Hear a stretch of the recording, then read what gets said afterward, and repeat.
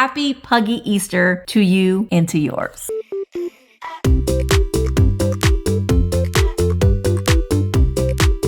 Hello everybody and happy Easter. Today's video is going to be a book reading, and I'm reading a book that was authored by my friend Ann Edcart. And this book, there's little Teddy. Did you know that Teddy was scared of the Easter Bunny? That's the title of this book today. You can purchase Ann's book on Amazon. I will link them down in the description. She has a new one that is going to be up very, very soon. And this book is dedicated to anyone a little like Teddy who might be a little bit scared of the Easter Bunny. Gather around, get nice and cozy, and let's learn about why Teddy is so scared of the Easter Bunny. When winter comes to an end and the snow starts to melt, pug dogs Charlie and Teddy sniff about with their snouts. The grass turns green and the trees grow back leaves, and the dogs are happy to pee in the weeds. Spring has arrived with warm temperatures and flowers, but it also brings rain, which makes the dogs sour. With rain comes clouds and darkness and crud, and Mommy keeps the dogs from playing in the mud. "I'm bored," said Teddy to Charlie one day. "It's raining again, but I want to play." Charlie shrugged his shoulders and went to lay down. Charlie always preferred naps to running around.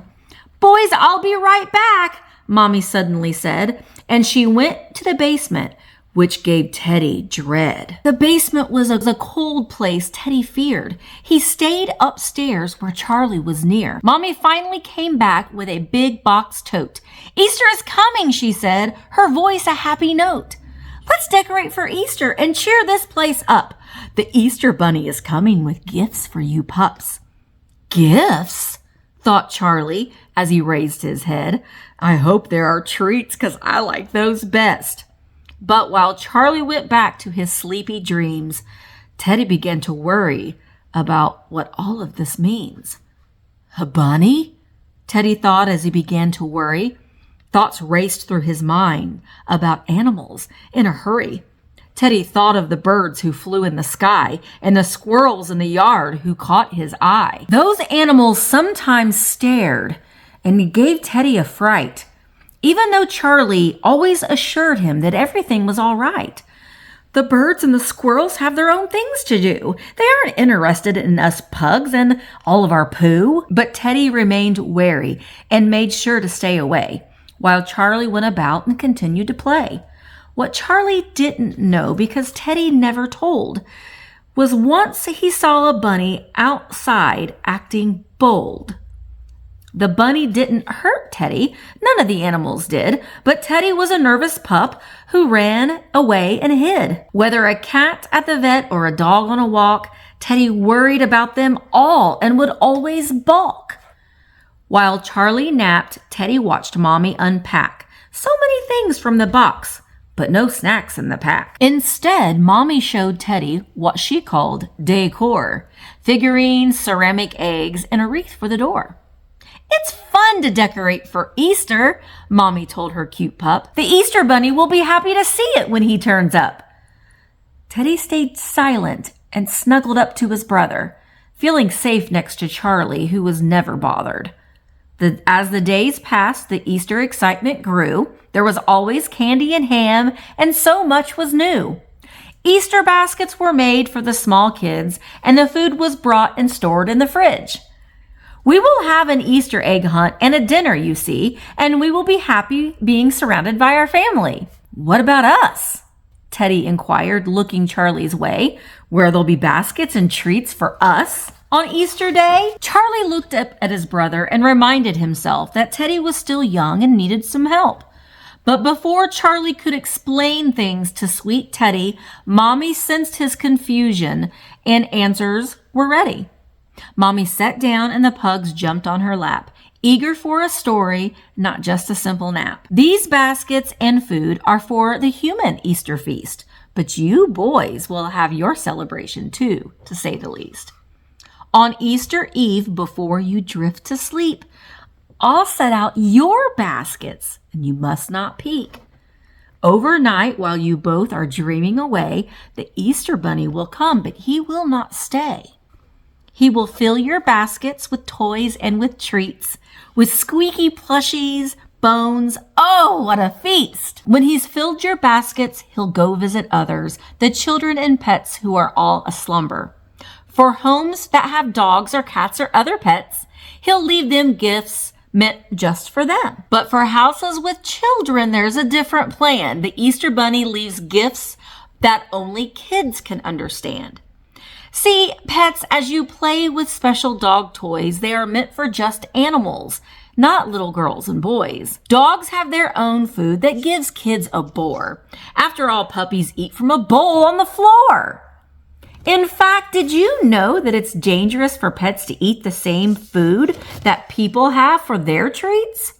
Chocolate, for instance, can make dogs very ill. If they eat it, they will need to go to a vet, and the vet will give them pills. It's the same for kids' toys, Mommy explained. They aren't meant for dogs, which could cause them pain. Children play with toys that have small parts, and if dogs play with them, they could come apart. Teddy's eyes grew wide, and he started to shake, afraid he might get treats or toys as a mistake. But you don't have to worry, Mommy reassured with a smile.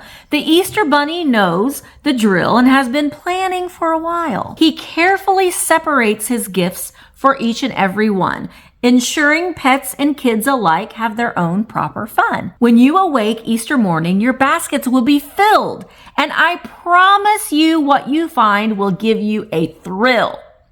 As Mommy went back to work at her desk, Teddy was still worried about what was next.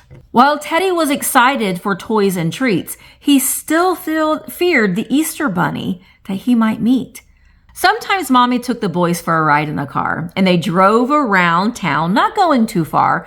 Both boys loved to look out the windows to see the people, the cars, and other dogs going pee. But in the days before Easter, as they drove past the shops, they saw windows displayed with all kinds of Easter props. Teddy saw a giant toy rabbit with white fluffy hair.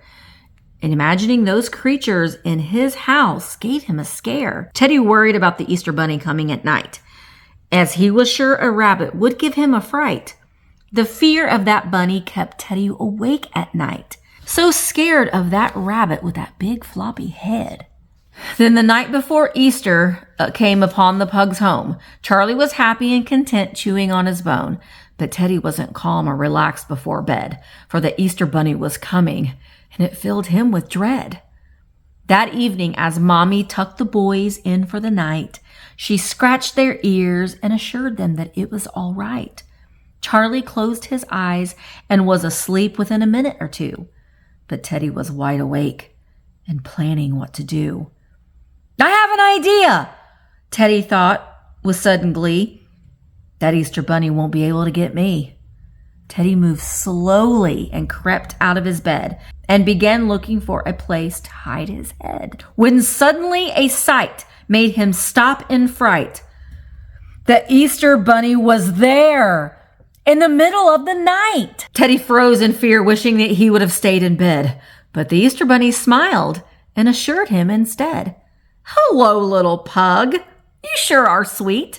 Since you're a good dog, I've brought you some treats. There's no need to be scared or worried, you see. I'm just here momentarily and then I will flee. Teddy watched the Easter Bunny fill their baskets up with toys and treats just made for little pups. Just as he said, the Easter Bunny finished fast, and with a wave, he was gone in a flash. Teddy was relieved and felt silly for being scared. The Easter Bunny had visited because he had cared. Teddy snuck back into bed and thought it was funny that he was now friends with the Easter Bunny. In the morning, both pugs ran out to see their baskets filled with gifts from the bunny. As they played with their toys and snacked on their treats, Mommy prepared Easter dinner for the family to eat. The children came and got their own baskets and toys, but they made sure to keep the kid stuff away from the boys. Charlie and Teddy were so happy that day. With all of the kids, they stayed busy at play. Teddy decided not to tell Charlie or anyone else how he met the Easter Bunny, despite himself. Rather, each year when Easter came around, Teddy awaited his new friend, and towards him he did bound. Each year, the Easter Bunny stayed a little bit longer to chat and told Teddy the stories of where he'd been at. In homes big and small, filled with girls and boys, he lovingly filled their baskets with treats and toys. There were some children who, like Teddy, were scared. But once they met the Easter Bunny, they no longer cared. Instead, they loved Easter and its meaning, its true, of family and fun and the love that just grew. From new clothes for church and Easter hunts outdoors to candy-filled baskets and dinners galore. From hugging plush rabbits and counting jelly beans to sneaking all the chocolate, hoping not to be seen. The Easter Bunny is just one part of what makes Easter sweet. It's about family and love and not just about the treats. Every spring, the Master of Easter comes to your door. Here's wishing a happy, puggy Easter to you and to yours. So I love the story with Teddy and Charlie. And at the back of the book, you can see a sweet picture of Teddy and Charlie as well. And it says, "Hi friends, thank you for reading our book. We have lots more Pug Dog tales to share, so tell your grown-up to go to our mommy's website at AnnEckhart.com for more of our books. Love, Charlie, and Teddy." So sweet. I loved that, and I thank you, Anne, for allowing me to read your book. I own every single copy. I buy them myself. And I think that they're fantastic, and what a wonderful way to help support Anne and her little pugs, Charlie and Teddy. So if you would like to check out more of Anne's books, I will link her down in the description. I hope that you all had a very happy Easter, and I hope the Easter Bunny was good to you this year as well. Thanks so much, guys, for watching, and I'll see you in the next one.